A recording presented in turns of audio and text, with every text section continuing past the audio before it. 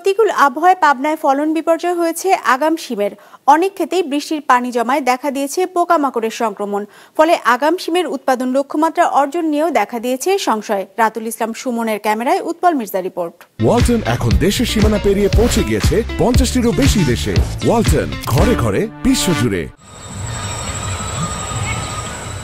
দিগন্ত বিস্তৃত সবুজ এই মাঠকে বলা হয় সিম সাগর। দেশের অন্যতম সবজি প্রধান পাবনার ঈশ্বরদী ও আটঘড়ি উপজেলার সীমান্তবর্তী এ অঞ্চলের আবহাওয়া ও মাটি অনুকূলে হয় সবচেয়ে বেশি সিমের আবাদ হয় এ মাঠেই।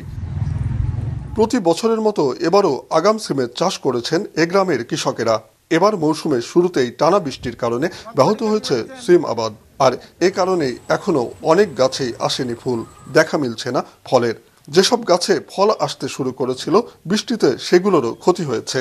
বৃষ্টি বেশি, বেড করতে সমস্যা, বেড না করলে তো আপনার সিম আগুন হবে না, এই জন্য বেড করতে লেট হয়েছে, আপনার ফসল আসতে লেট হয়েছে। তেমন ফলন নাই, বিঘা প্রতি দেখা যায় 10 সার 15 সার ওঠে, তাতে কৃষকের পোষায় না, খরচা বেশি।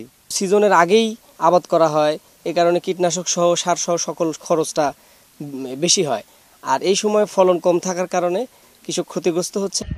ঈশ্বরদী আবহাওয়া অধিদপ্তরের হিসেবে চলতি বর্ষায় গত কয়েক বছরের তুলনায় সবচেয়ে বেশি বৃষ্টি হয়েছে পাবনায়।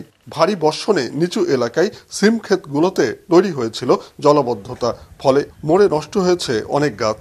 আমি আগাম সিম করেছিলাম লাভের আশায়, কিন্তু এখন মাঝে বৃষ্টি হওয়ার কারণে ফুল কয়েকবার ঝরে গেছে, এই জন্য একটু মনে করেন সমস্যা হয়েছে, একটু দেরিতে আসছে সিমগুলি। কিছু গাছে গাছ বের হয়েছে, কিছু গাছ এখনো সিম বাইরে হয়নি, কিছু গাছে ফুল ফুটতেছে, কিছু গাছে হচ্ছে না। বোঝা যাচ্ছে যে এবার যে আবহাওয়ার অবস্থা, আমরা মনে হয় ক্ষতিগ্রস্তের মধ্যে পড়ে যাব। এই পোকা লাগে খুব সমস্যা, সিম টিকে না, সিম শুটকিয়া পড়ে যায়, সিম খেয়ে ফেলে দেয়, সিমের গাছ নষ্ট করে দেয়। কৃষি সম্প্রসারণ অধিদপ্তর জানায় চলতি মৌসুমে পাবনায় 2714 হেক্টর জমিতে আগাম সিমের আবাদ হয়েছে। উচ্চ দরের কারণে আগাম এই সবজির লোকসান পুষিয়ে নিতে পারবে বলে আশা করছেন কৃষি কর্মকর্তা।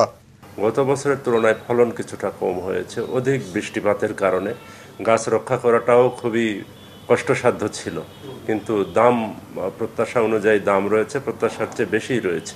এখন বৃষ্টিপাত কমে গেছে, এই সিম চাষে কৃষকরা যত্ন করলে এটা পুষিয়ে নিতে পারবে বলে আমি আশাবাদী। কৃষি কর্মকর্তারা জানান পাবনায় প্রতি বছর গড়ে প্রায় 300 কোটি টাকা সিম উৎপাদন হয়। উৎপল মির্জা, বিজনেস রিপোর্ট, মাছরাঙা টেলিভিশন।